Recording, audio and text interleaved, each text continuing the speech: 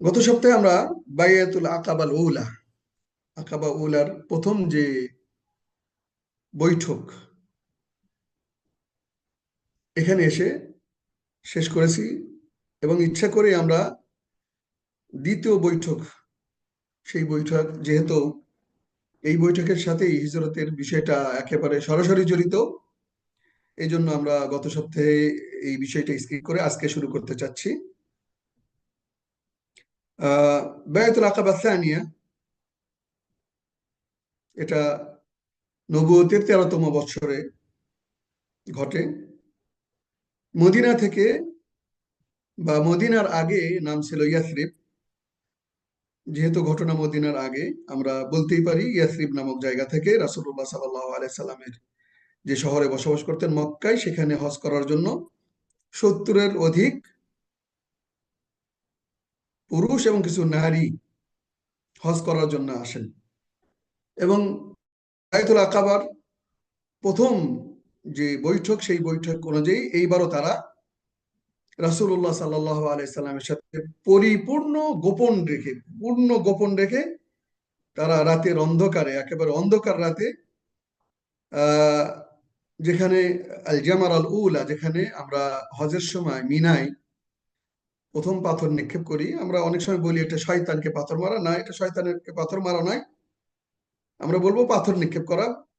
কাকে, সেটা আল্লাহ ভালো জানে। তো আমরা যে প্রথমটা শুরু করি, সেখানেই তার পাশে কোনো এক জায়গায় রাসূলুল্লাহ সাল্লাল্লাহু আলাইহি সাল্লাম এই 70-এর অধিক মদিনার যারা ইসলাম ধর্ম গ্রহণ করেছেন তাদের সাথে বৈঠকে বসেন। এবং সেখানে রাসূলুল্লাহ সাল্লাল্লাহু আলাইহি সাল্লামের চাচা আব্বাস ইবনে আব্দুল মুত্তালিব, তিনি যদিও তখনও মুসলমান হননি, কিন্তু তার ভাতিজা মুহাম্মদ সাল্লাল্লাহু আলাইহি সাল্লাম, যেহেতু তিনি এর আগে থেকেই তার সমস্ত সাহাবারা অলরেডি মদিনায় চলে গেছেন প্রায় সবাই, এবং তিনিও চলে যাওয়ার জন্য প্রস্তুত হচ্ছেন, এবং এটা জানার পরে আব্বাস ইবনে আব্দুল মুত্তালিব সেই বৈঠকে হাজির হন। তারপরে তিনি কথা শুরু করেন এইভাবে যে, মদিনাবাসীরা, আপনারা জানেন মুহাম্মদ সাল্লাল্লাহু আলাইহি সাল্লাম আমার ভাতিজা, এবং সে আমাদের এখানে বংশগত দিকেই বলি আর যে দিকে বলি, সর্বদিক থেকে সে সম্মানিত এবং নিরাপদে আছে, এবং তার কোনো ক্ষতি হবে এমনটি কেউ কল্পনাও করতে পারে না। এরপরেও সে আপনাদের কাছে যেতে বদ্ধপরিকর। এই কারণেই আমি আজকে আপনাদের সাথে তাকে নিয়ে আসছি, আপনাদের কাছ থেকে কিছু অঙ্গীকার না। এরপর তিনি বলেন যে, যদি আপনারা আপনাদের স্ত্রী এবং সন্তানদেরকে যেইভাবে রক্ষা করেন এবং সর্বদিক থেকে যদি আমার ভাতিজাকে হেফাজত করতে পারেন, তাহলেই আমি তাকে অনুমতি দেব, নচেত নচেত নয়। এরপরে উপস্থিত যে সমস্ত মদিনাবাসী সাহাবা ছিলেন, তারা পূর্ণরূপে অঙ্গীকার ব্যক্ত করেন। তারপরে তিনি সম্মতি দেন। অঙ্গীকারগুলো ছিল এরকম যে, সর্ব অবস্থাতেই সবসময় রাসূলুল্লাহ সাল্লাল্লাহু আলাইহি সাল্লামের কথাকে প্রাধান্য দিতে হবে, সর্ব অবস্থাতেই তার কথাই শেষ কথা, এখানে আর কারো কোনো কথা চলবে না। এবং যেহেতু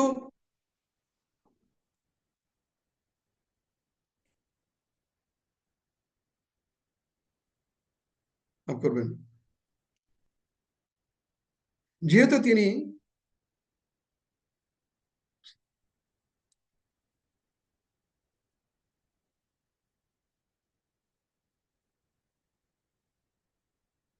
যেহেতু তিনি এবং তার সাহাবারা মক্কায় সমস্ত কিছু ছেড়ে যাচ্ছে, সুতরাং তাদের পরিবার চালানো বা নিজেদেরকে খরচের একটা বিষয় আছে। সেই জন্য দ্বিতীয় শর্ত এরকম যে, সর্ব অবস্থাতে তাদের জন্য ব্যয় করার জন্য আপনাদের রেডি থাকতে হবে।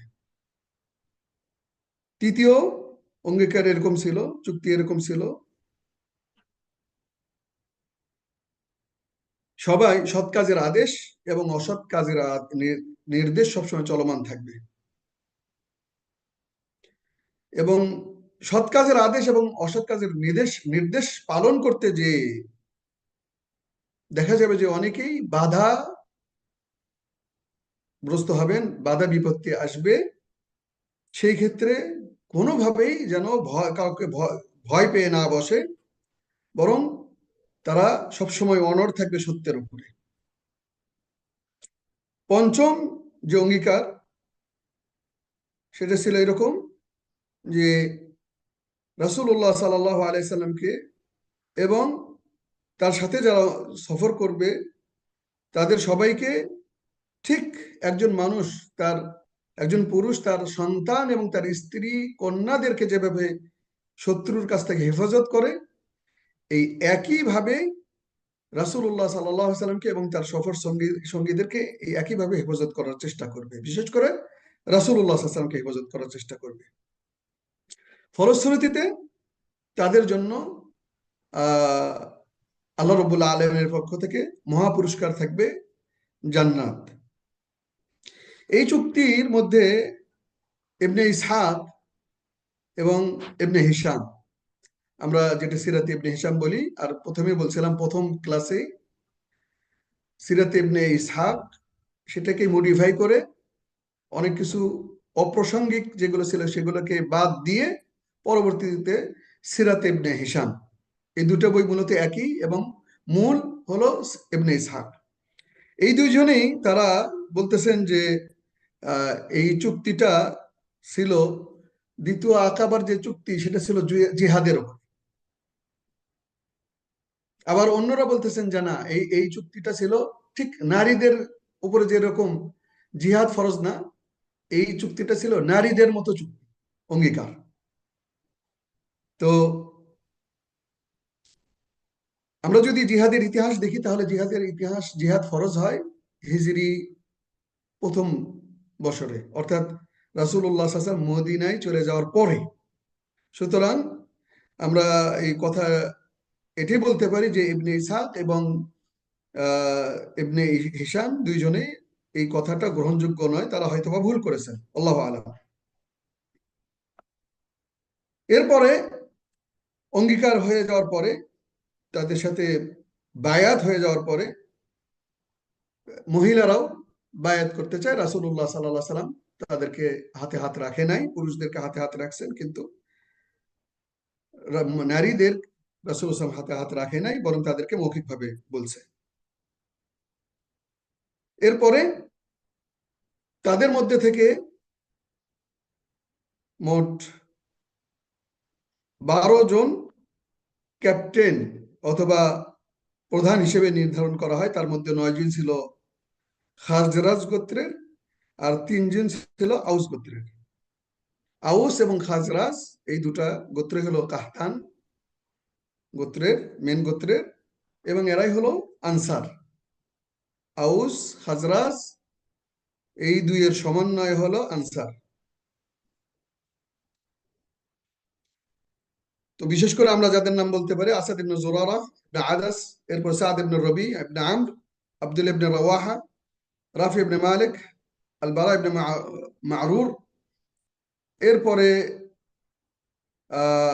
আউসদের মধ্যে ওসাইদ ইবনে খুদাইর ইবনে সিমাক, সাদ ইবনে খাইসামা ইবনে হারিস, রিফা ইবনে আব্দুল মুনদির। এই হলো মোটামুটি 12 জন যাদেরকে ক্যাপ্টেন হিসেবে মনোনীত করা হয়। আমরা এখান থেকে দুটো শিক্ষা আমরা নিতে পারি। অনেকগুলো শিক্ষা আছে, তার মধ্যে বিশেষ করে আমাদের জন্য শিক্ষণীয় হলো যে শুরুতেই বলছিলাম প্রথম ক্লাসে, আবারও বলি যে ইসলামটা কখনোই কোনো গোত্রের জন্য নয়, বরং বা শুধুমাত্র কারো উদ্দেশ্য কেউ বড় হওয়ার জন্য, অন্যকে ছোট করার জন্য ইসলাম আসে নাই, বরং সবার জন্য, রাহমাতাল লিল আলামিন, কাফা, সবার জন্য। তো এবং সেটা আমরা দেখতে পাই আউস খাজরাজ আনসার, আউস খাজরাজ মিলে আনসার, এবং এই আনসাররা হলো কাহতান আর রাসূলুল্লাহ সাল্লাল্লাহু আলাইহি সাল্লামের ইয়ে হলো আদনান। তো এই আদনান কাহতান, সেই সময় বংশগত বিষয়টা অনেক বড় করে দেখা হতো, এবং এই গোষ্ঠীগত যে দ্বন্দ্ব সেগুলো দীর্ঘদিন চলত। অথচ মদিনাবাসীরা কাহতান গোষ্ঠীর হওয়ার পরও রাসূলুল্লাহ সাল্লাল্লাহু আলাইহি সাল্লামের সত্য পাওয়ার পরই তারা কিন্তু তাকে তার ধর্ম গ্রহণ করে নেন এবং তাকে নিয়ে যান সেখানে। আরেকটা বিষয় হলো, রাসূলুল্লাহ সাল্লাল্লাহু আলাইহি সাল্লাম এবং তার চাচা আব্বাস ইবনে আব্দুল মুত্তালিব তাদের সামনে এসে সেই বায়াতুল আকাবা সানিয়াতে বসে বসে যে চুক্তিগুলো করালেন, এবং তার চাচা আব্বাস ইবনে আব্দুল মুত্তালিব যে কড়া কথাগুলো বললেন, এখান থেকে বোঝা যায় যে সত্য কথা বললে বিপদ আসবে, এবং দাওয়াতি কাজ করলে তার উপরে বিভিন্নভাবে সমস্যা হবে। এবং সেই ক্ষেত্রে দায়ের জন্য এটাও বলা উচিত হবে না যে আল্লাহ ভরসা, না, বরং হিকমত অবলম্বন করতে হবে। সব জায়গায় সব কথা বলা এবং পরিস্থিতির আলোকে না বলা, এগুলো ঠিক রাখতে হবে এবং সতর্কতা অবলম্বন করতে হবে, যেটা আমরা রাসূলুল্লাহ সাল্লাল্লাহু আলাইহি সাল্লামের এই দাওয়াতি মিশনের ক্ষেত্রে আমরা পাচ্ছি। এবং শরীয়ত কিন্তু আপনাকে সবসময় এই প্রোটেকশন নেওয়ার জন্য আপনাকে অধিকার দিয়েছে এবং আদেশ করেছে। আকিলহা ওয়া তাওয়াক্কাল আলাল্লাহ। একজন সাহাবী এসে বলতেছে, উট না বেঁধে যদি আমি আহ আল্লাহর উপর ভরসা করি সেটা হবে কিনা? তো রাসূল সাল্লাল্লাহু আলাইহি ওয়াসাল্লাম বললেন যে না, প্রথমে উট বেঁধে, উটের ধর্ম হলো ছুটে যাওয়া, উটকে বাঁধো আগে, এরপরে ভরসা করো। এরপরে হিজরতের মধ্যে এই কারণগুলো আরো আসবে ইনশাআল্লাহ। এবার আমরা আসি সেই সবচেয়েতে গুরুত্বপূর্ণ ঘটনা, যার মাধ্যমে আমরা আমাদের আজকের যে অস্তিত্ব আল্লাহর ফজলে, সেই ঘটনার দিকে আমরা যাই। সেটা হলো মদিনায় হিজরত। মদিনায় হিজরত কেন? মদিনায় হিজরত কিভাবে এবং কেন, কখন? আমরা ইতিহাসে, ইসলামের ইতিহাসে অনেক ঘটনাই পাই, যে ঘটনাগুলো ইসলামের প্রেক্ষাপট বা অনেক কিছুই চেঞ্জ করতে সহযোগিতা করেছে। এবং বিশেষ করে যেমন রাসূলুল্লাহ সাল্লাল্লাহু আলাইহি সাল্লামের খাদিজার বিবাহ, সেটা যদিও ওহির আগে, ওহির পরে ইসরা মেরাজ, তার আগে হলো তায়েফে রাসূলুল্লাহ সাল্লাল্লাহু আলাইহি সাল্লামের হিজরত। কিন্তু মদিনার যে বিষয়টা সেটা আরো ব্যতিক্রম। মদিনার যে বিষয়টা, এটা আমরা আরো ব্যতিক্রম পাই। এটা হলো নতুন দিগন্তের সূচনা ইসলাম ধর্ম প্রচারের ক্ষেত্রে, ইসলাম ধর্ম অনুসারীদের শক্তি আরোহণের ক্ষেত্রে, তাদের নতুন দেশ, তাদের নতুন শক্তি, নতুন জাতি হিসেবে পৃথিবীতে উপস্থিতি, এগুলো সবই কিন্তু এই মদিনায় হিজরত মাধ্যমেই ঘটে। সুতরাং মদিনায় হিজরতটা শুধুমাত্র কোনো একটা ভ্রমণ, এক জায়গা থেকে আর এক জায়গায় যাওয়া, এটি যদি আমরা ভাবি তাহলে ভুল হবে। স্বয়ং রাসূলুল্লাহ সাল্লাল্লাহু আলাইহি সাল্লামের মদিনায়, মক্কা থেকে হিজরতের শুরু থেকে একেবারে মদিনায় পৌঁছা পর্যন্ত যে ঘটনা, মারাত্মক মারাত্মক লোমহ শিউরেও জাগানো যে ঘটনাগুলো একের পর এক ঘটে, এবং সেখানে আল্লাহ রাব্বুল আলামিন তার রাসূলকে কিভাবে সহযোগিতা করেন, সাহায্য করেন, এবং নিরাপদে রাসূল এবং তার সাথী মদিনায় পৌঁছে যান। তো এই হলো মদিনায় সফর, মদিনায় হিজরত। সুতরাং অন্য সফরের মতো এটা আমাদের ভাবা উচিত হবে না। কেন হিজরত করেছেন মদিনায়? আমরা বলি, সেখানে রাসূলুল্লাহ সাল্লাল্লাহু আলাইহি ওয়াসাল্লাম এর সাহাবারা বেলাল রাদিয়াল্লাহু তাআলা আনহু, আম্মার ইবনে ইয়াসির, তাদেরকে কি কঠিন, সুমাইয়া রাদিয়াল্লাহু তাআলা আনহা, তাদেরকে কি কঠিন পরিস্থিতির সম্মুখীন হতে হয়েছে, তাদেরকে কত কষ্ট করতে হয়েছে এই ধর্ম পালনের ক্ষেত্রে। স্বয়ং রাসূলুল্লাহ সাল্লাল্লাহু আলাইহি সাল্লামকেও কাবা ঘরের ইবাদত করার সময় তার উপরে উটের ভুঁড়ি চাপিয়ে দেওয়া হয়েছে তাকে হত্যা করার জন্য। তো এটা একটা কারণ।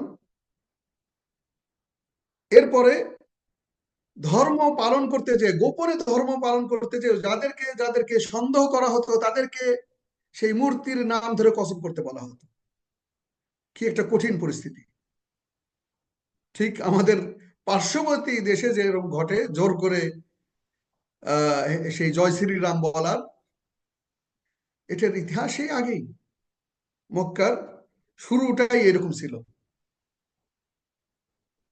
এবং দুর্বল মুসলমানদেরকে এই ধরনের ঘটনা ঘটার কারণে তারা বলতে বাধ্য হতো, যাতে ফাঁস না হয় যে তারা মুসলমান হয়ে গেছে। আর অন্যদিকে মদিনায় এমন গোষ্ঠীকে পাওয়া গেল যারা সর্বস্ব দিয়ে রাসূলুল্লাহ সাল্লাল্লাহু আলাইহি ওয়াসাল্লাম এবং তার সাথীদেরকে এবং ইসলামকে সর্বস্ব দিক থেকে তারা সহযোগিতা করার জন্য রেডি। মক্কায় রাসূলুল্লাহ সাল্লাল্লাহু আলাইহি ওয়াসাল্লামকে মিথ্যা প্রতিপন্ন করার সাথে সাথে তাকে জাদুকর, তাকে পাগল, কি না তারা শব্দ ব্যবহার করেনি। সর্বশেষ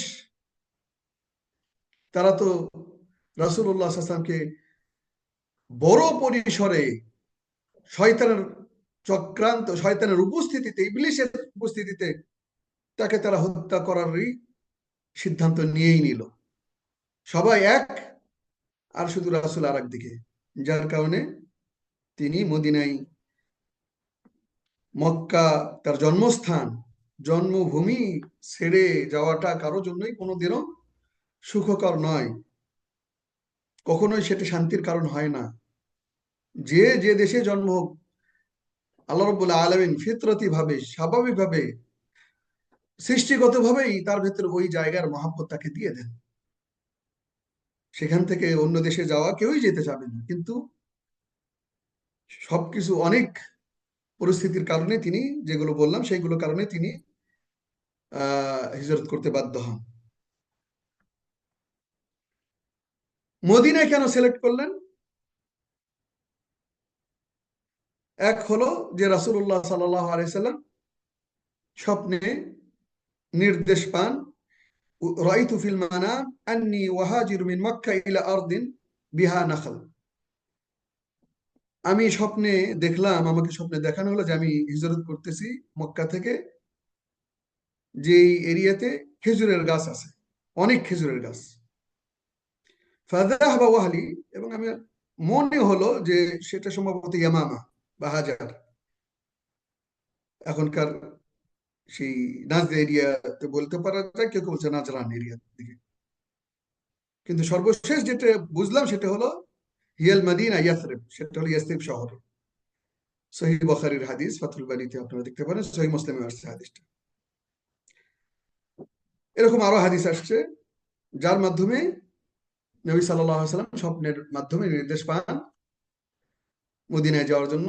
একইভাবে এই শহরটি কৌশলগতভাবে গুরুত্বপূর্ণ।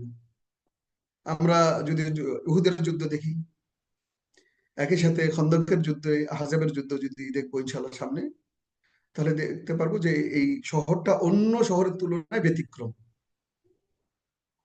আর আর একটা বিষয় হলো সেখানকার সর্বস্তরের মানুষেরা এক বাক্যে রাসূলুল্লাহ সাল্লাল্লাহু আলাইহি সাল্লামের জন্য প্রস্তুত ছিলেন, ইসলামের জন্য প্রস্তুত ছিলেন। তাদের কেউ দ্বিমত পোষণ করেননি, দুই একজন ছাড়া।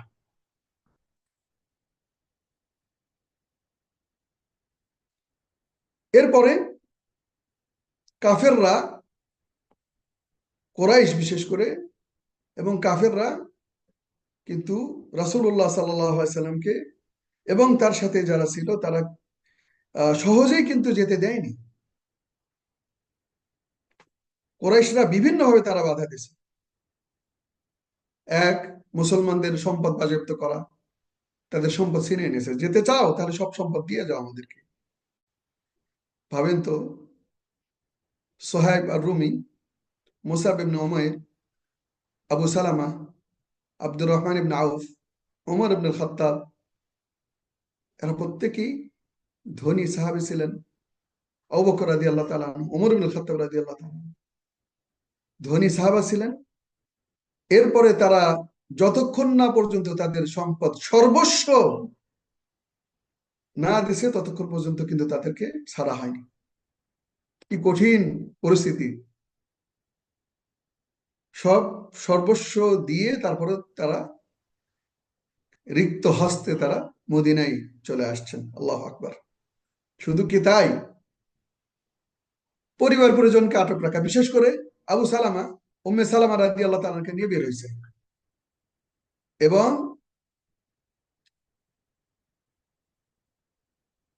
সেই উম্মে সালামা রাদিয়াল্লাহু তাআলাকে গোষ্ঠী আটকাই দিল, বলল যে যে তোমার গোষ্ঠী এক, আমার গোষ্ঠী আর এক, সুতরাং তোমরা কোনোভাবেই আমাদের সাথে আমাদের মেয়েকে নিয়ে যেতে পারবা না। এরপরে বাধ্য হয়ে, একেবারে কঠিন অবস্থা, এই ঘটনা এখানে বলার সুযোগ নেই, তারপরে একা একাই আবু সালামা হিজরত করে আসে।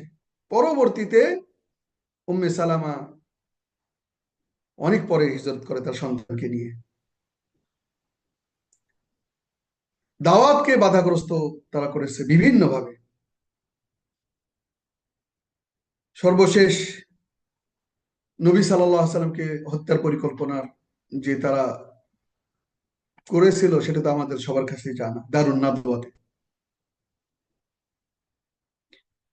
তো হিজরতের আমরা প্রথম হিজরত পাচ্ছি, প্রথম যারা হিজরত করছেন সাহাবাদের মধ্যে রাসূলুল্লাহ সাল্লাল্লাহু আলাইহি ওয়াসাল্লামের আসার আগেই আবু সালামা, উম্মে সালামার স্বামী আবু সালামা। পরবর্তীতে এই উম্মে সালামা, আবু সালামা রাদিয়াল্লাহু তাআলা আনহু, তিনি উহুদের যুদ্ধে শহীদ হন। পরবর্তীতে উম্মে সালামা আমাদের উম্মাহাতুল মুমিনিন রাসূলুল্লাহ সাল্লাল্লাহু আলাইহি ওয়াসাল্লাম তাকে বিবাহ করেন।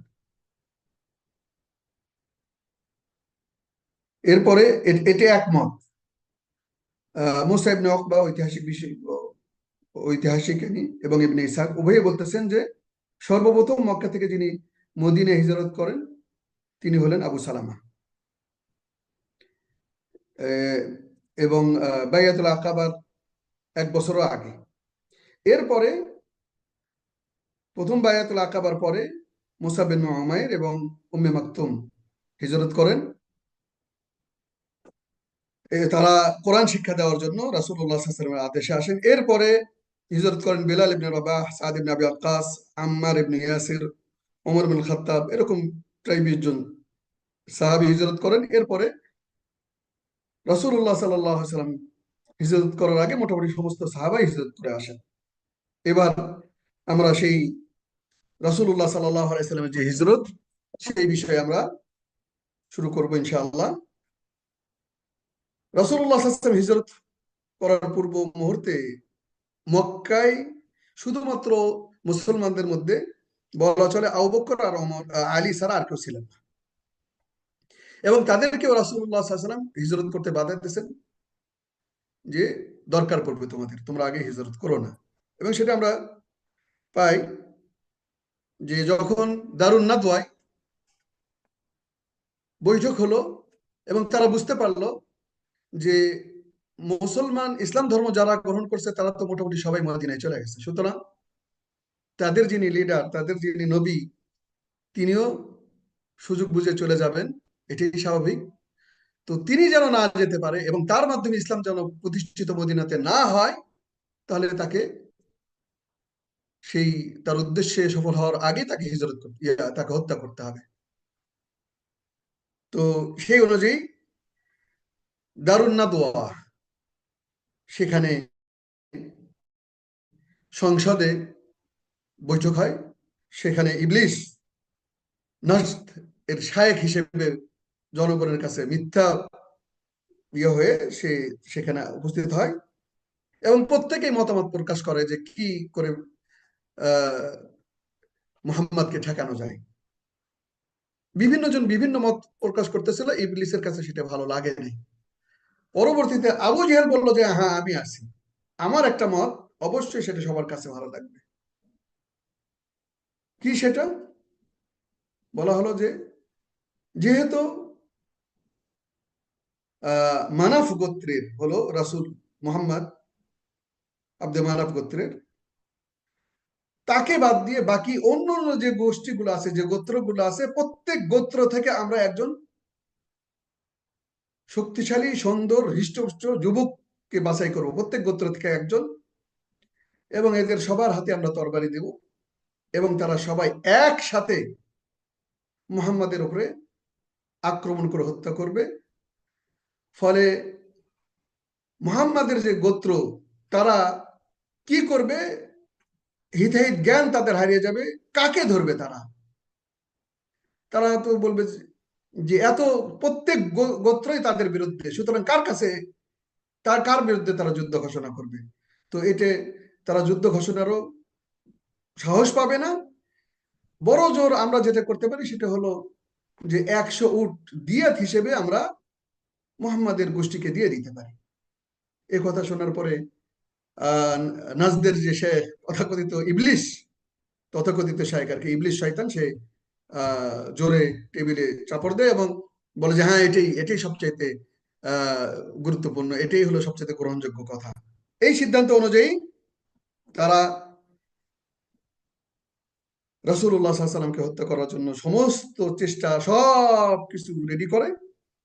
এই খবর ওহির মাধ্যমে রাসূলুল্লাহ সাল্লাল্লাহু আলাইহি ওয়াসাল্লাম জানেন। জানার পরই তিনি আবু বকর রাদিয়াল্লাহু তাআলা আনহুর বাড়িতে জোহরের সময়, সাধারণত সৌদি আরবে এখনো দেখা যায় যে জোহরের সময় রাস্তাঘাটে লোকজন কম, কেন? কারণ হলো গরম, মানুষ এই সময়টা ঘরেই থাকে। তো রাসূলুল্লাহ সাল্লাল্লাহু আলাইহি ওয়াসাল্লাম এমন এক সময় বাড়িতে গেলেন, আবু বকর রাদিয়াল্লাহু তাআলার বাড়িতে, যে সময় তিনি সাধারণত, মানুষেরা সাধারণত বের হয় না, আর রাসূল সাল্লাল্লাহু আলাইহি ওয়াসাল্লাম তো ওই সময় যান না ওই বাড়িতে। যাওয়ার পরেই দরজায় কড়া নাড়লেন। আবু বকর রাদিয়াল্লাহু তাআলার সাথে সাথেই দরজা খুলে দিলেন। রাসূলুল্লাহ সাল্লাল্লাহু আলাইহি ওয়াসাল্লাম বললেন যে তোমার কাছে যারা আছে তাদেরকে যেতে বলো। আবু বকর রাদিয়াল্লাহু তাআলা আনহু চতুর্দিকে তাকায় বললেন যে আহ, ভয় নেই, এদেরকে আপনার পরিবারেরই সদস্য হিসেবে নিতে পারেন, মনে করতে পারেন। তারা কোনো ঘটনা, কোনো কথাই বাইরে প্রকাশ করবে না। এরপরে তিনি বলেন যে আল্লাহ রাব্বুল আলামিন আমাকে হিজরতের অনুমতি দিয়েছেন মদিনায়। সাথে সাথে আবু বকর রাদিয়াল্লাহু তাআলা আনহু বলে ফেলেন যে রাসূল, তাহলে আমি কিন্তু আপনার সাথে যেতে চাই। রাসূলুল্লাহ সাল্লাল্লাহু আলাইহি ওয়াসাল্লাম বললেন যে ঠিক আছে। এবং এরপরে দ্বিতীয় প্রস্তাব ছিল রাসূলুল্লাহ সাল্লাল্লাহু আলাইহি ওয়াসাল্লাম কাছে, আবু বকর রাদিয়াল্লাহু তাআলা আনহু, যে আহ, দুটা উট ছিল, সেই দুটা উটের মধ্যে যে কোনো একটা উট যেন রাসূল সাল্লাল্লাহু নিজের জন্য নেন। তখন রাসূলুল্লাহ সাল্লাল্লাহু আলাইহি ওয়াসাল্লাম বলেন যে ঠিক আছে, কিন্তু সেটা অর্থ দিয়ে। তো এরপরে সেখান থেকে, এক রেওয়ায়ত বলতেছে সেখান থেকে তারা গুহার দিকে, গাড়ি থাওয়ার দিকে তারা চলে যান। আর এক রেওয়ায়ত বলতেছে যে না, রাসূলুল্লাহ সাল্লাল্লাহু আলাইহি ওয়াসাল্লাম বাড়িতে ফিরে আসেন।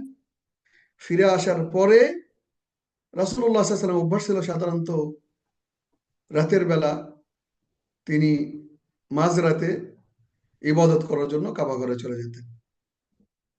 তিনি ওই দিন খুব রাতের খুব প্রথম অংশেই আলী রাদিয়াল্লাহু তাআলা আনহুকে তার বিছানায় তার একটা সবুজ চাদর তাকে দিয়ে মুখ ঢেকে রাখতে বলেন। এরপরে তিনি তার কাছে সমস্ত যে আমানত গুলো ছিল সেগুলো বুঝিয়ে দিয়ে তিনি বের হয়ে যান। এখানে কেউ কেউ উল্লেখ করছে যে তিনি এক মুষ্টি বালু নিয়ে কাফেরদের মধ্যে সিটে দিয়ে তাদেরকে চোখ অন্ধ করে আল্লাহর ইয়েতে সেভাবে ইয়া যায়, এটা আবার কেউ কেউ বলছে যেন এটা শুদ্ধ নয়। আল্লাহ আলাম, আল্লাহ ভালো জানেন এই ব্যাপারে। তো তিনি বের হয়ে যান, এবং সেখান থেকে আমরা যদি দেখি যে গারে থাওর কিন্তু মদিনার পথে নয়, ঠিক মদিনা যেদিকে তার উল্টো দিকে হলো গারে থাওর। তিনি সেই গারে সরজে সেখানে অবস্থান নেন,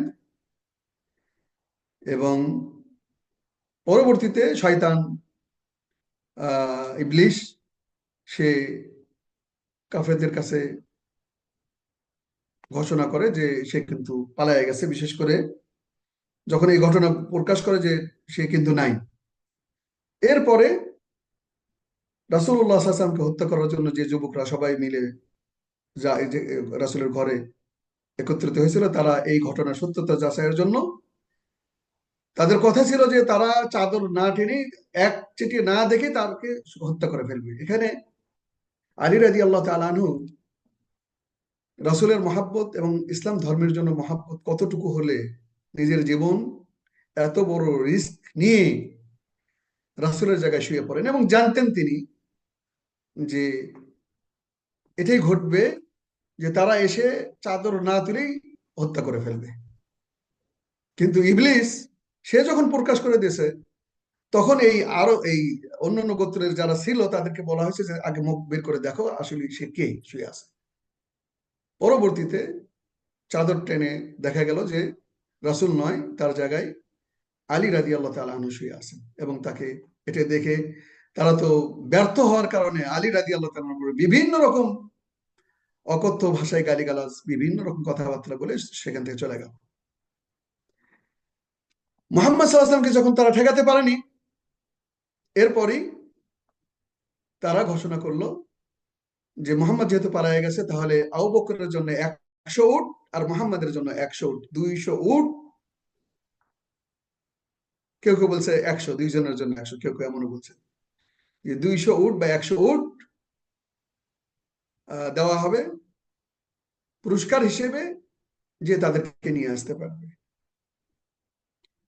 এরপরে রাসূলুল্লাহ সাল্লাল্লাহু আলাইহি সাল্লাম কৌশলগত হিসেবেই তিনি আহ অন্য কোথাও আশ্রয় নিতে পারতেন বা মদিনার পথে আশ্রয় নিতে পারতেন, না, তিনি কিন্তু এটা করেননি। তিনি এখানেও হিকমত এবং রাসূলের দাওয়াতের যে হাকিম, তিনি যে প্রজ্ঞার, এবং এগুলো সবই যে ওহির মাধ্যমে, আল্লাহু আকবার, তিনি ঠিক বিপরীত দিকে, মদিনার রাস্তার বিপরীত দিকে গারে সরজে তিনি আশ্রয় নিলেন, এবং সেখানেও আবু বকর রাদিয়াল্লাহু তাআলা আনহু আগে সবকিছু পরিষ্কার করলেন, এবং সব ক্ষেত্রেই রাসূলকে সামনে পিছনে রেখে তিনি সেই জায়গাটাকে সুন্দর করে পরিষ্কার করে তারপরে সেখানে রাসূলুল্লাহ সাল্লাল্লাহু আলাইহি সাল্লামকে তার যেটা আসছে যে তার বাহুর উপরে বা উরুর উপরে রাসূল ওসামকে শুইতে বলেন, এবং তিনি রাসূল ওসাম সেখানে আরাম করেন।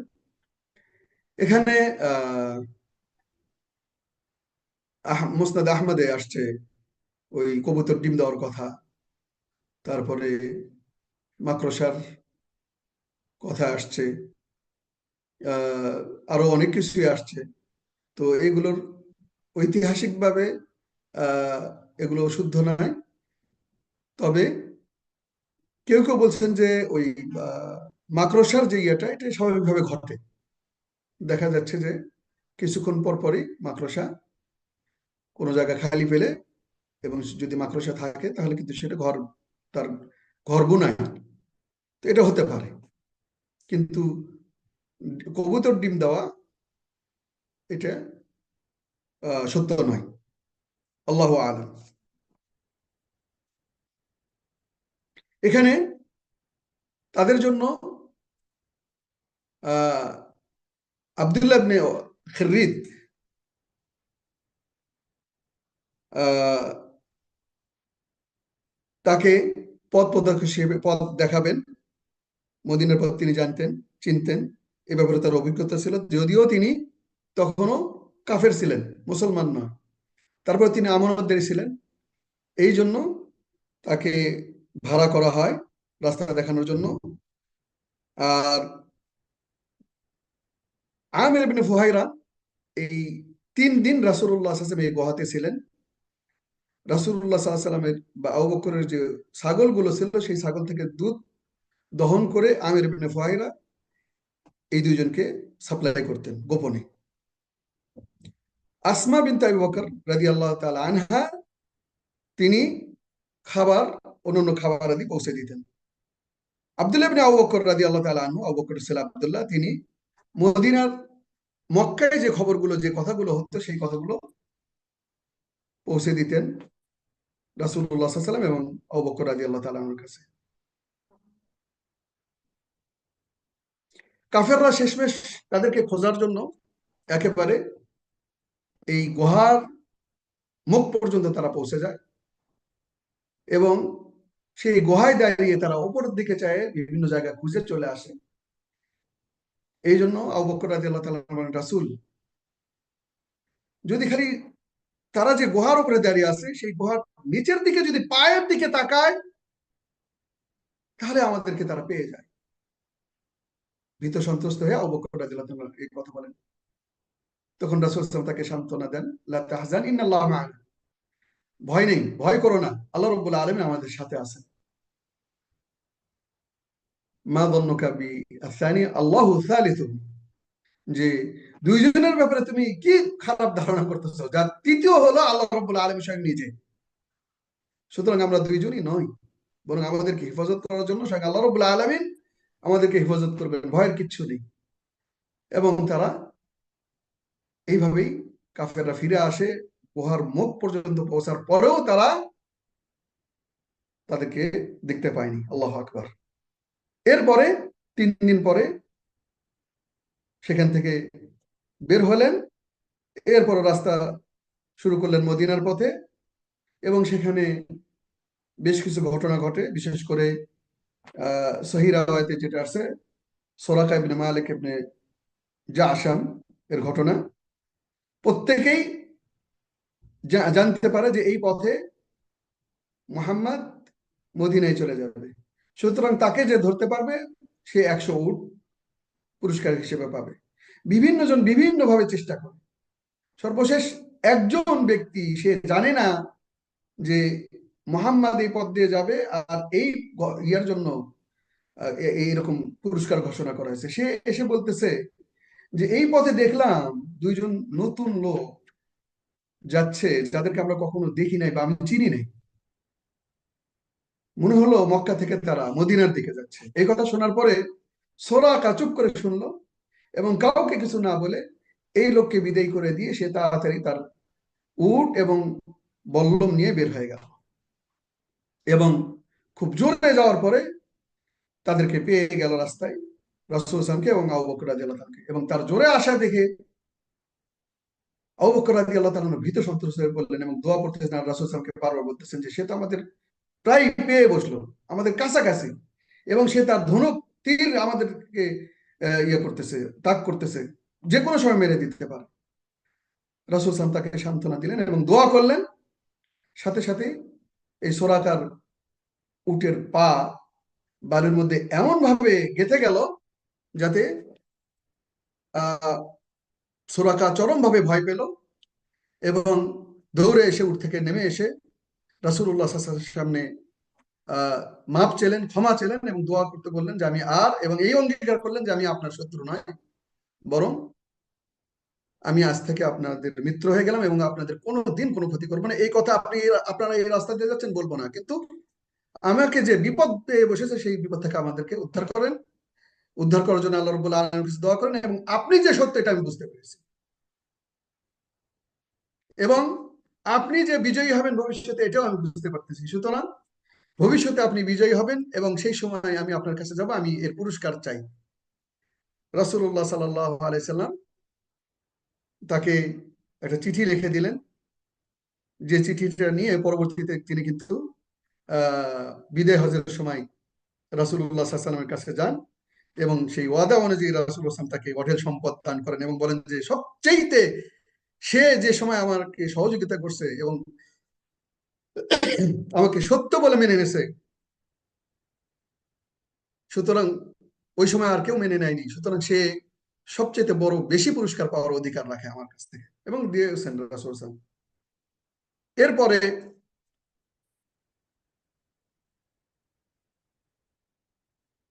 উম্মে মা'বাদের ঘটনা। উম্মে মা'বাদ একটা তাঁবুতে বসবাস করতেন, এবং এই দিক থেকে যারাই লোকজন যাতায়াত করতেন তাদেরকে তিনি তার ঘরে যা থাকতো, বিশেষ করে উট বা ছাগলের দুধ পান করাতেন।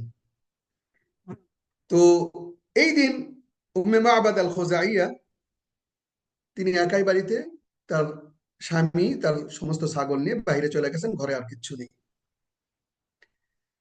রাসূলুল্লাহ সাল্লাল্লাহু আলাইহি সাল্লাম তাকে, আবু বকর রাদিয়াল্লাহু তাআলার মাধ্যমে চাইলেন যে আমাদেরকে কিছু পান করানো যাবে কিনা। তখন তিনি বললেন যে না, আমার ঘরে আজকে দুঃখের বিষয় কিচ্ছু নেই। এরপরে রাসূলুল্লাহ সাল্লাল্লাহু আলাইহি সাল্লাম বললেন যে ওটা কি? পাশে একটা ছাগল দেখে বললেন যে ওটা তো ছাগল মনে হচ্ছে। তো বললেন যে এই ছাগল এতটাই দুর্বল যে চলতে ফিরতে না পারার কারণে সে থেকে গেছে, যে কোনো টাইমে সে মারা যাবে, অসুস্থ। তো এর কাছ থেকে তো দুধ আশাই করা যায় না। তো রাসূল সাল্লাল্লাহু আলাইহি ওয়াসাল্লাম বললেন যে আমি যদি এর কাছ থেকে দুধটা দহন করি, আমাকে কি অনুমতি দেওয়া হবে? তো উম্মে মা'বাদ আল খুজাইয়া আশ্চর্য হয়ে বললেন যে দেখেন আপনি, কিছুটা হেসে দিয়েও বললেন যে দেখেন আপনি যদি পারেন। রাসূলুল্লাহ সাল্লাল্লাহু আলাইহি ওয়াসাল্লাম সেই, আল্লাহু আকবার, তিনি সেই অসুস্থ রুগ্ন ছাগল, যেটি চলাফেরাই করতে পারতেছিল না, সেখান থেকে দুধ দহন করলেন। ঘটনার আকস্মিকতায় উম্মে মা'বাদ আল খুজাইয়া আশ্চর্য হয়ে গেছে যে এটা কিভাবে সম্ভব। তিনি, রাসূলুল্লাহ সাল্লাল্লাহু আলাইহি ওয়াসাল্লাম, তিনি পান করলেন পেট ভর্তি ভরে, আবু বকর রাদিয়াল্লাহু আনহু পান করলেন, উম্মে মা'বাদ পান করলেন, আশেপাশে যারা ছিল পান করলেন। এরপরে তার স্বামীকে দেওয়ার জন্য আবার ঘরে রেখে দিয়ে তিনি রওনা দিলেন। আবু মা'বাদ আল খুজাইয়া, উম্মে মা'বাদের স্বামী, তিনি যখন আসলেন, আসার পরে সব ঘটনা যখন তাকে বলা হলো, তিনি বললেন যে এটা কি করে সম্ভব? ঘটনা যদি এটাই হয়, তাহলে তিনি যিনি, যার ব্যাপারে মক্কার কুরাইশরা 100 উট ঘোষণা করছে। তবে আমার কাছে মনে হচ্ছে যে মক্কার লোকেরা মিথ্যাবাদী, তারা ভুল পথে, তারা ভ্রান্ত পথে। আর যিনি, যার বিরুদ্ধে তারা এই ধরনের পুরস্কার ঘোষণা করছে, তারাই সত্য, তিনি সত্য। এবং যদি কখনো সময় হয়, তাহলে আবার যদি তাকে পাই, তাহলে তাকে আমি অনুসরণ করি। এখানে আরেকটা বিষয় হলো আশ্চর্য, উম্মে মা'বাদ আল খুজাইয়া রাসূলুল্লাহ সাল্লাল্লাহু আলাইহি সাল্লামের এই ক্ষণিকের কথাবার্তা এবং সাক্ষাৎ, এই সাক্ষাতে তিনি যেভাবে রাসূলের কথাবার্তা, হাসি, শারীরিক অবকাঠামো, যেগুলো এত সুন্দরভাবে আবু মা'বাদের কাছে তুলে ধরছেন, যেটা আশ্চর্য, যেটা ক্ষণিকের দেখে সম্ভব নয়।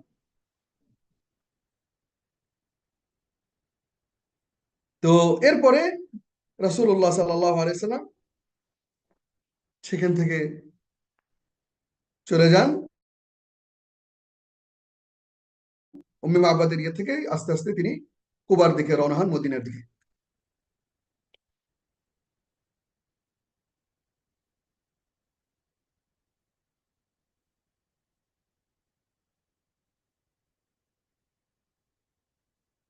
রাসূলুল্লাহ সাল্লাল্লাহু আলাইহি সাল্লাম এরপরে 13 বছরে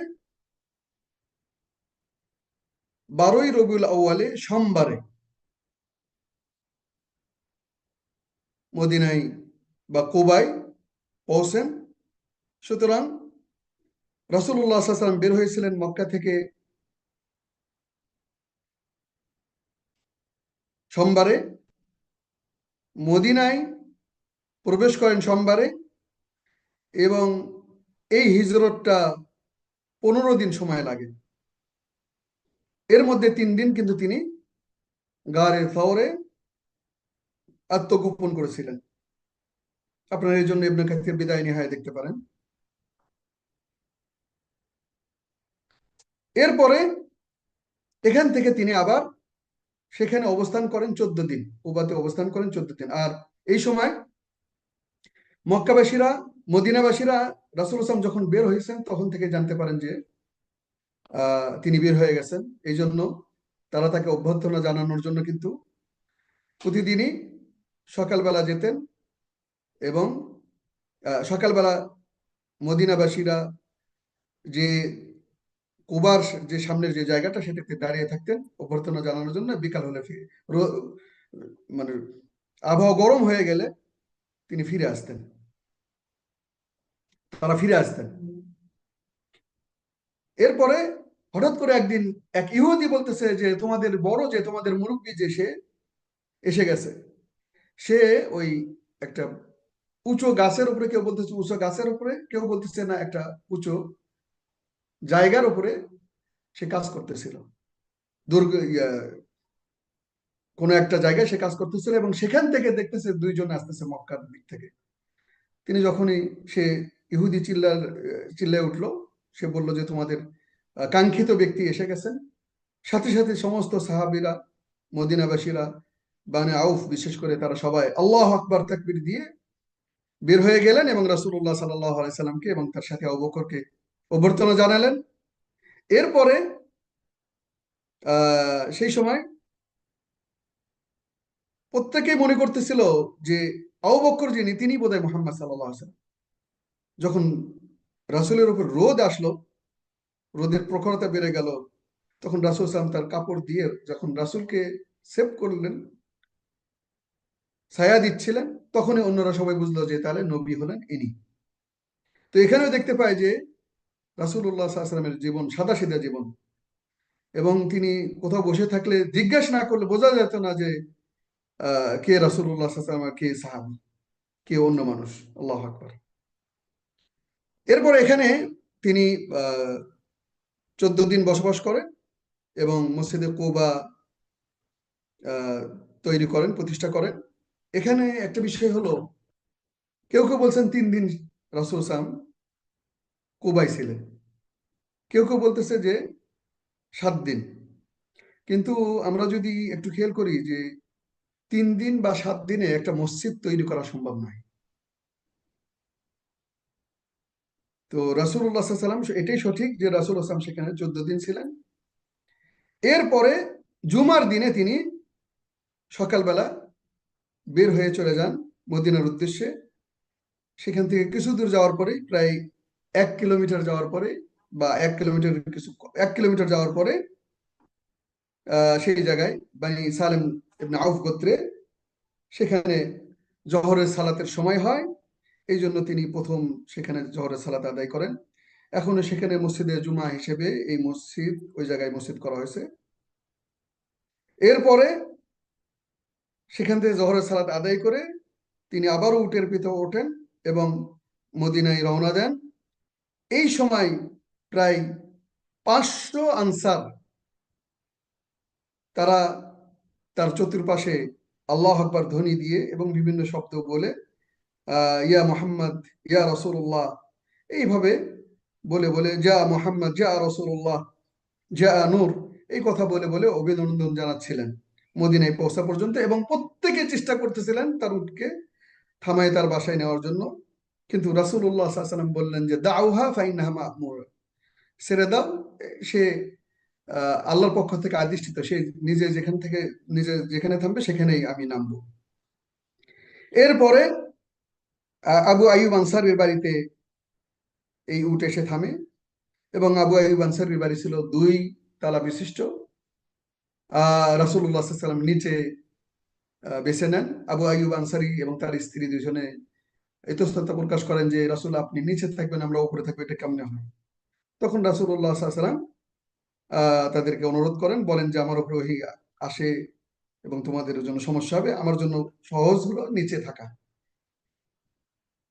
এখানে একটা বিষয় আমরা অনেকেই মনে করি যে তলা আল বদর আলাইনা মিন সানিয়াতিল ওয়াদা, এই যে যে সঙ্গীত বা নাশিদ যাই বলি না কেন, কবিতা, এটা সেই সময় বলা হয়েছিল। আসলে এটা যদিও অনেকে উল্লেখ করছে, কিন্তু এটা সঠিক নয়, সঠিক রেওয়ায়তে আসেনি।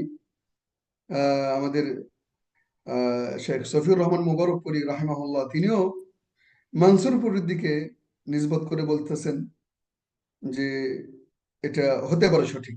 কিন্তু আমরা যদি দেখি সানিয়াতুল ওয়াদা যে জায়গাটা, সেটা কিন্তু কুবা যেই দিকে, ঠিক তার বিপরীত দিকে হলো সানিয়াতুল ওয়াদা। সুতরাং এটা তাবুক যুদ্ধ থেকে যখন রাসূল সাল্লাল্লাহু আলাইহি ওয়াসাল্লাম বিজয়ী হয়ে ফিরে আসেন, তখন মদিনাবাসীরা এই কবিতা আবৃত্তি করেন বলে এটাই সঠিক হওয়ার সম্ভাবনাই বেশি। এরপরে মদিনায় পৌঁছে সেখানে আবু আইয়ুবের ঘরে তিনি দীর্ঘ 7 মাস সেখানে ছিলেন, যেটা ইবনে সাদ ওয়াকিদি থেকে তবাকাতে তার তবাকাত ইবনে সাদ উল্লেখ করেছেন। এরপরে তিনি এই সময়কালীন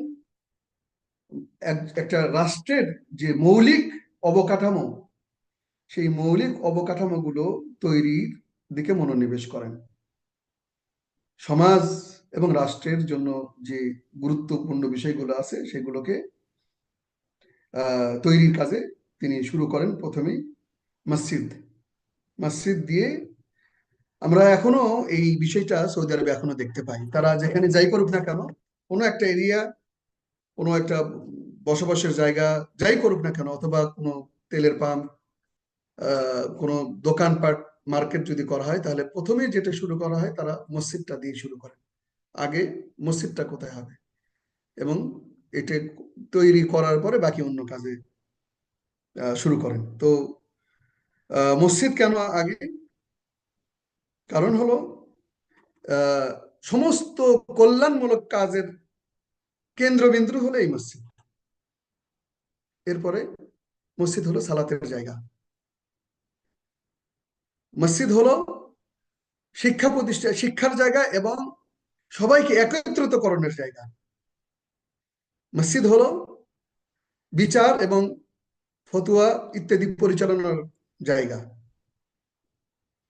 একই সাথে এই জায়গাটাই কিন্তু আহ সৈন্য প্রেরণ এবং সৈন্য ভাগাভাগি করার যে জায়গা, সবকিছু গনিমতের সম্পদ সবকিছু কিন্তু এই জায়গাতেই থাকতো। আমরা আজকে এই কাজগুলো বিভিন্ন ক্ষেত্রেও পাই, বিভিন্ন জায়গায় পাই, কিন্তু সেই সময় এই একটা জায়গায় ছিল। একই সাথে সেটা আহ পরামর্শের জায়গা এবং হুকুমের যে জায়গা, সেই বিচার কার্য ফয়সালা সেগুলোরও গিয়েছিল। একই সাথে মুসলমানরা কে কেমন, পাঁচ ওয়াক্ত সালাতে যে ব্যক্তি নিয়মিত আসে, সেই ব্যক্তি হঠাৎ একবার দুইবার অনুপস্থিত হলেই কিন্তু আমরা চট করে খেয়াল করি যে উনি কোথায়। উনি তো সাধারণত অনুপস্থিত থাকে না। আর এই কারণে পুরুষের জামাতে সালাত পড়ার, মসজিদে সালাত পড়ার গুরুত্ব এত। পুরুষের সালাত কিন্তু মসজিদেই হতে হবে, বাড়িতে নয়। যে কোনো ভাবে হোক, এটা আমাদেরকে খেয়াল রাখতে হবে। তো সেখানে এই মসজিদে নববী যেখানে তৈরি করা হয়, সেখানে সাহাল এবং সোহাইল, এই দুইজন, দুই এতিম বালকের, যারা আনসার গোত্রের, আনসারদের, এদের ছিল। তো এরা ছিল আবার আসাদ ইবনে জুরার নেতৃত্বে। রাসূলুল্লাহ সাল্লাল্লাহু আলাইহি ওয়াসাল্লাম তাদেরকে ডাকে এবং তাদের এই জায়গাটা তাদের কাছ থেকে চেয়ে নেয়। রাসূলুল্লাহ সাল্লাল্লাহু আলাইহি ওয়াসাল্লাম তারা উভয়ই এই জায়গাটাকে ফিরিয়ে দিতে আগ্রহ প্রকাশ করেন, কিন্তু রাসূলুল্লাহ সাল্লাল্লাহু আলাইহি ওয়াসাল্লাম কিন্তু তাদের কাছ থেকে কিনে নেন, ফ্রিতে নেননি। এখানে একটা বিষয় হলো, আমরা যদি খেয়াল করি যে রাসূলুল্লাহ সাল্লাল্লাহু আলাইহি ওয়াসাল্লাম আবু বকর রাদিয়াল্লাহু তাআলা যখন উট দিলেন, তখনও বললেন যে আমি কিন্তু অর্থ দিয়ে নেব। আবার একই সাথে এখানে মসজিদের জন্য জায়গা নিলেন, তখনও কিন্তু তিনি অর্থ দিয়ে নিলেন। এখান থেকে আমাদের অনেক কিছু শিক্ষার আছে। কানাআহ, নিজের ওপরে যতটুকু পারা যায় অন্যের মুখাপেক্ষী না হওয়াটাই আমাদের উচিত। এবং আমরা অনেক কিছুই চিত্র দেখি যেগুলো উচিত নয় আমাদের জন্য, যেগুলো আমাদের ইসলামকে খাটো করে। এই বিষয়গুলো খেয়াল রাখা দরকার। এমনকি আমরা অনেক সময় আলেমরাও যেভাবে কেউ কেউ এমন কিছু করি যেগুলো সম্মানের পরিবর্তে অসম্মান হয়, এই বিষয়গুলো আমাদের সতর্ক থাকা দরকার, সাবধান থাকা দরকার। এরপরে সেই মসজিদ তৈরি হয়। নিচে আহ, সেই ছোট পাথর এবং বালি মিশ্রিত, ওপরে খেজুরের যে কান্ডা, ডাল পালা যেগুলো আছে, আর পাতা দিয়ে সেগুলো করা হয়, সাদ করা হয়। এবং রাসূলুল্লাহ সাল্লাল্লাহু আলাইহি ওয়াসাল্লাম নিজেই পাথর এবং ইট বহন করতেন এবং বলতেন, আল্লাহুম্মা লা আইশা ইল্লা আইশুল আখিরাহ ফাগফির লিল আনসার ওয়াল মুহাজিরা। আল্লাহ, আখিরাত ছাড়া আমাদের আর কোনো কিছুই আমরা আশা করি না, এটাই হলো আসল। সুতরাং ওটার জন্য আনসার এবং মুহাজিরদেরকে আপনি ক্ষমা করে ওই জীবনে সফলতা দান করুন। ওই সময় যেহেতু বাইতুল মাকদেসের কিবলা ছিল, সুতরাং বাইতুল মাকদেসের দিকেই কিবলা হয়, এবং তিনটে দরজা হয়, একটা দরজা পিছনে, একটা দরজা বাবুর রহমান সামনের দিকে, আর একটা দরজা ছিল রাসূলুল্লাহ পাশে, যেটা দিয়ে রাসূলুল্লাহ ঢুকতেন। এটা হলো মসজিদ তৈরি। রাসূলুল্লাহ সামাজিক কাজে আরো যে কাজগুলোর গুরুত্ব দেন, তার মধ্যে আরেকটা হলো যে আনসার এবং মুহাজিরদের মধ্যে ভ্রাতৃত্ব তৈরি করা।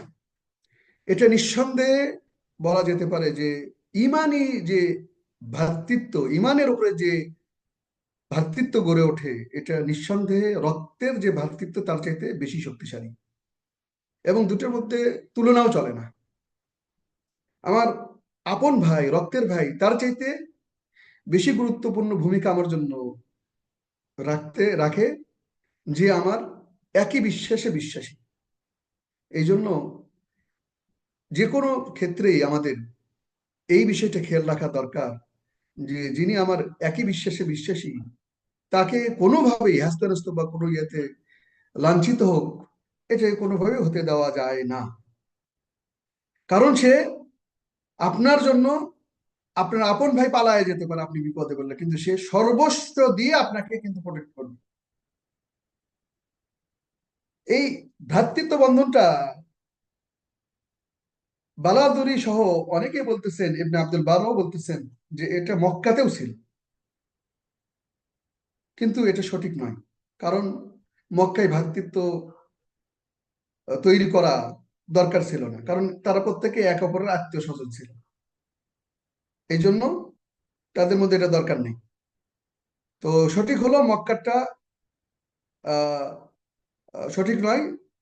আবার রাসূলুল্লাহ সাল্লাল্লাহু আলাইহি ওয়াসাল্লাম মদিনায় হিজরত করার পরে এসে কয়েকটা সমস্যায় পড়লেন, বিভিন্ন চতুর্মুখী সমস্যার মধ্যে পড়লেন। একটা হলো অর্থনৈতিক, সামাজিক এবং স্বাস্থ্যগত দিক থেকে।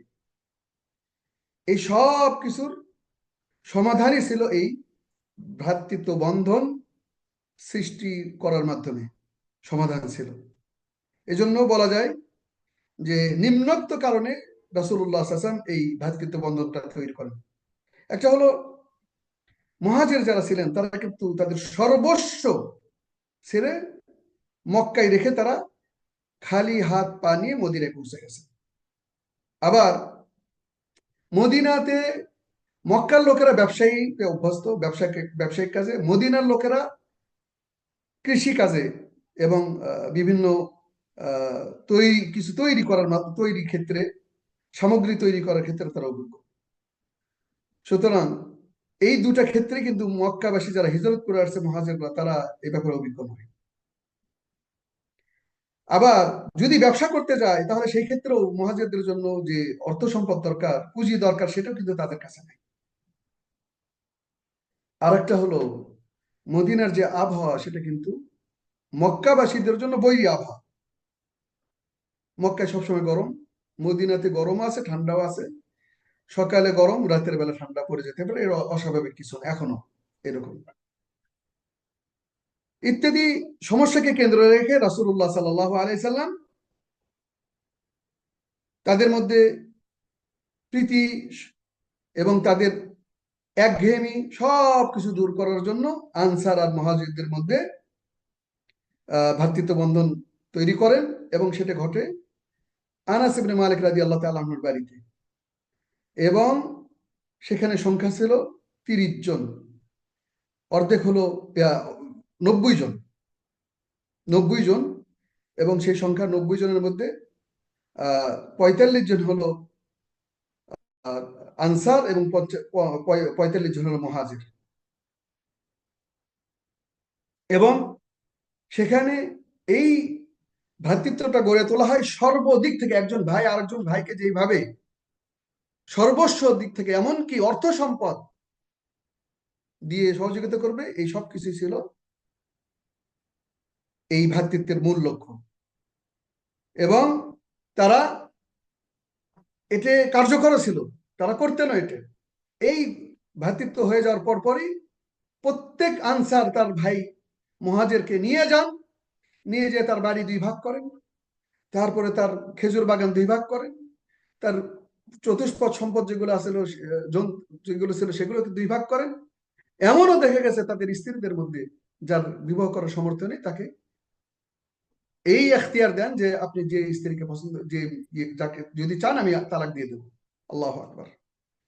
এবং এই আয়াত নাজিল হওয়ার পরে আল্লাহ রাব্বুল আলামিন বলছেন উলুল আরহামি বা'দুহুম ওয়া উলুল আরহাম বা'দুহুম আওলা বিবা'দ ফি কিতাবিল্লাহ ইন্নাল্লাহা বিকুল্লি শাইইন আলিম।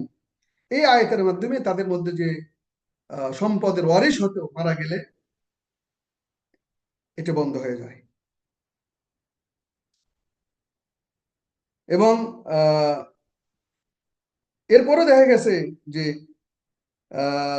সাহাবারা যারা হিজরত করে আসছে তারা কিন্তু এত কিছুর পরেও দেখা গেছে যে তারা তাদের সুযোগ কাজে লাগাচ্ছেন এমন নয়, বরং আব্দুর রহমান ইবনে আউফ কে যখন তার সাথী, তার সাথে যার সাথে ইয়ে হলো সেই আনসার তাকে নিয়ে গেলেন, সাদ ইবনে রবি আল আনসারী রাদিয়াল্লাহু তাআলা আনহু নিয়ে গেলেন, নিয়ে যে বললেন যে আমি বাড়ি, তারপর খেজুর, তারপর আমার স্ত্রী, তিনি বললেন সব কিছু তোমার কাছে রাখো, আমাকে বাজার দেখায় দাও। এবং সেখানে অল্প দিন কাজ করে বাজার দেখে ইয়ে করে তারপর কিন্তু তিনি ব্যবসায়ী হয়ে এরপরে বিবাহ শাদী করলেন। রাসূলুল্লাহ সাল্লাল্লাহু আলাইহি ওয়াসাল্লাম তার হাতে হলুদের ইয়ে দেখে চিহ্নিত করলেন যে তুমি কি বিবাহ করলে নাকি? তখন বললেন হ্যাঁ। তখন রাসূলুল্লাহ সাল্লাল্লাহু আলাইহি ওয়াসাল্লাম বললেন যে একটা ছোটখাটো একটা ছাগল দিয়ে হলেও তুমি অলিমা করো। এরপরে তৃতীয় যেটা, এটা দিয়ে শেষ করবো ইনশাআল্লাহ, আর বাকিগুলো খুব গুরুত্বপূর্ণ আমাদের কাছে নয়। সেটা হলো যে ওয়াসিকাতুল মদিনা, মদিনার সনদ, যে সনদ দিয়ে আমরা বিভিন্ন জনই বিভিন্ন সময় রাজনীতির কথা বলি, রাজনীতির ভাষা বলি, অথচ হয়তোবা তারা এটাকে খেয়ালই করেনি, তাদের যে চিন্তাধারা এটা অনেক দূরে। এবং এটা প্রথম সনদ, এবং এই সনদের ব্যাপারে আমরা কথা, মূল যে বিষয়গুলো আছে সেগুলোর ব্যাপারে আমরা যাব না, শুধু সংক্ষিপ্ত করে বলবো যে প্রথমত কেউ কেউ অস্বীকার করছে, যেমন প্রফেসর ইউসুফ আলাউস, সিরিয়ার ব্যক্তি, ইনি গুরুত্বপূর্ণ ব্যক্তি ইতিহাসের ক্ষেত্রে। ইনি বলতেছেন যে এটা মিথ্যা, এটা বানানো, এটা হয়নি, এটা কখনো নেই। অন্যদিকে অনেকেই এটার উপর নির্ভর করে যে প্রথম ইসলামের ইতিহাসে বা পৃথিবীর ইতিহাসে এটাই প্রথম লিখিত সংবিধান। তো একজন বলতেছে যে এটা মিথ্যা, আবার তার সাথে কেউ কেউ সুর মিলাচ্ছে। অন্যদিকে আবার এটার উপর ভিত্তি করে অনেক হুকুম আহকামও অনেকেই বের করেছেন। তো বাস্তব সত্য ইউসুফ আলুস উনি বলতেছেন যে এটার কারণ হলো যে কোনো হাদিসের কিতাবে আমরা পাচ্ছি না, এই কারণে তিনি এটাকে অস্বীকার করছেন। কিন্তু এবং বলতেছেন ইবনে ইসহাক ইসনাদ ছাড়া এটা রেওয়ায়াত করছেন, আর কেউ রেওয়ায়াত করেনি, এটা বর্ণনা করেনি। কিন্তু আমরা যদি দেখি তাহলে বাইহাকিও রেওয়ায়াত করছে, আহ কিতাবুল আমওয়ালে উল্লেখ আছে এই সনদ সহ, আরো অন্যান্য কিতাবে উল্লেখ আছে। সুতরাং হয়তো বা তিনি ইউসুফ আলুস ওইগুলো খেয়াল করেননি, এটা একটা বিষয়। আরেকটা বিষয় হলো হাদিসের কিতাব গুলো তো আর ইতিহাসের কিতাব নয় যে সবগুলো এক পুঙ্খানুপুঙ্খানুভাবে আসবে, বরং বিভিন্ন জায়গায় বিভিন্ন ভাবে বিচ্ছিন্ন ভাবে বিভিন্ন হুকুম হাকাম আসছে, যেগুলো এই ইয়ার সংবিধানের অংশ। তার সাথে বড় কথা হলো যে এই সংবিধানের বিষয়গুলো যদি আমরা একত্রিত করি, দেখা যায় যে ভাষাগত দিক থেকে সেগুলো রাসূলেরই ভাষা, অন্য কারো ভাষা হতে পারে না। তো এই সব মিলে এই সংবিধান সত্য, এবং এটি ইতিহাসের প্রথম ইয়ে, এবং লিখিত সংবিধান, এবং সবচেয়ে গুরুত্বপূর্ণ সংবিধান, যেখানে সমাজের সব দিকগুলো চলে আসছে। সেখানে সমাজে অন্য ধর্মের কেউ যদি থাকে, একই সাথে সামাজিকভাবে একই ধর্মের মধ্যে যদি গন্ডগোল বাঁধে, বিভিন্ন দিক, কার কি হওয়া দরকার, কার কি দায়িত্ব থাকা দরকার, দেশকে হেফাজতের জন্য কেমন ভূমিকা রাখা দরকার, এগুলো কিন্তু সেই সংবিধানে আসছে। এবং এই সংবিধানটা মূলত দুইবার লেখা হয়েছে। প্রথমবার মুসলমানদের মধ্যে আর ইহুদিদের মধ্যে বদর যুদ্ধের আগে, প্রথম হিজরিতে। এরপরে মুসলমানদের মধ্যে চুক্তির জন্য তাদের মধ্যেও বিভিন্ন ভুল ভ্রান্তি হতে পারে, গন্ডগোল হতে পারে। এই জন্য তাদের মধ্যে আবার আলাদা করে একটা চুক্তি লেখা হয়। সেই চুক্তি ছিল বদর যুদ্ধের পরে দ্বিতীয় হিজরিতে। সুতরাং এই চুক্তিটা ছিল দুইবারে, কেউ কেউ একবার বলে গুলায় ফেলে, এটা সঠিক নয়। এবং এখানে সব কিছুতেই রাসূলুল্লাহ সাল্লাল্লাহু আলাইহি সাল্লাম কিন্তু সর্বশেষ যেটা দুইটার মধ্যেই একটা বিষয় তিনি উল্লেখ করেছেন, যে বাহিরের শত্রুর ব্যাপারে আমরা সবাই এক, এবং এক্ষেত্রে কেউ কোন রকম নাফরমানি নিফাকি করতে পারবে না, যেটা ইহুদিদের স্বভাব এবং যারা করছে একের পর এক। এই জন্য তাদেরকে কিন্তু বিতাড়িত করা হয়েছে। একই সাথে যে কোনো সমস্যা হবে, সব সমস্যার সমাধানকারী হিসেবে আল্লাহ এবং তার রাসূল। তো এই হলো চুক্তির বিষয়গুলো ছিল সেখানে। দেখা যাচ্ছে যে ইন্নাল ইহুদ ইউনফিকুনা মাআল মুমিনিন মা দামু মুহারিবিন, প্রথম দিকে বলা হচ্ছে যে খরচ যা হবে সব ইহুদি নাসারা সব একসাথে, ইহুদি এবং মুসলমানরা সব একসাথে। তারপরে আহ জুলুম যে করবে তার এই সেই মাজলুমের পক্ষে সবাই এক, এবং জালেমের পক্ষে, জালেমের বিপক্ষে সবাই এক। এরপরে কোরাইশকে কখনো নিয়ে আসা যাবে না মদিনায়। এবং কোনো ব্যক্তি যদি ভুল করে, তাহলে তার যে আত্মীয় স্বজন আছে, সেই তার ব্যক্তিগত ভুলের কারণে তার আত্মীয় স্বজনকে ধরা হবে না। এই হলো ইত্যাদি। তো এই ছিল আমাদের মদিনার যে সংবিধান, মদিনার যে সহিফা ওয়াসিকা। আর বাকি যে দুটো পয়েন্ট আমাদের ছিল, সেখানে একটা ছিল হলো মুসলমানদের মধ্যে যে চুক্তি, সেটাও আমরা উল্লেখ করেছি। আর তাসিস জাইশুল ইসলামী, ইসলামী সৈন্য প্রতিষ্ঠা করা, সেটাও আমরা দেখি যে বদর যুদ্ধের আগে বিভিন্নভাবে বিভিন্ন জায়গায় ছোট ছোট আকারে সৈন্য প্রেরণ করা হতো। এখান থেকে গুরুত্বপূর্ণ কিছু শিক্ষণীয় দিয়েই শেষ করতেছি আমরা। রাসূলুল্লাহ সাল্লাল্লাহু আলাইহি সাল্লামের প্রতি মহাব্বত আমরা দেখেছি, এবং তারা প্রতিদিন রাসূলকে অভ্যর্থনা জানানোর জন্য সবসময় সেই কুবার শেষ প্রান্তে বের হতেন অভ্যর্থনা জানানোর জন্য। বিরোধ শুরু হলে তারপর ফিরে আসতেন। রাসূলুল্লাহ সাল্লাল্লাহু আলাইহি সাল্লাম এর উট যখন মদিনাবাসীরা ধরে তার বাড়িতে নিয়ে যাওয়ার চেষ্টা করতেছিলেন, রাসূল সাল্লাল্লাহু বিনয়ের সাথে তাদেরকে বলতেছিলেন যে খাল্লু সাবিলাহা ফাইন্নাহা মামুরা, ছেড়ে দাও, ওকে আল্লাহ রাব্বুল আলামিন অর্ডার করেছেন, যেখানে যাবে সেখানে আমরা নামবো।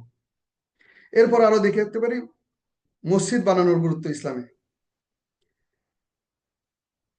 এরপরে রাসূলুল্লাহ সাল্লাল্লাহু আলাইহি সাল্লাম মদিনা থেকে ফিরে মক্কা থেকে হিজরতের সময় আমরা দেখতে পাই যে যদিও তারা যার কাছে আমানত রাখছিল, তারা কিন্তু একই ধর্মে বিশ্বাসী নয়, রাসূলের আদর্শে বিশ্বাসী নয়।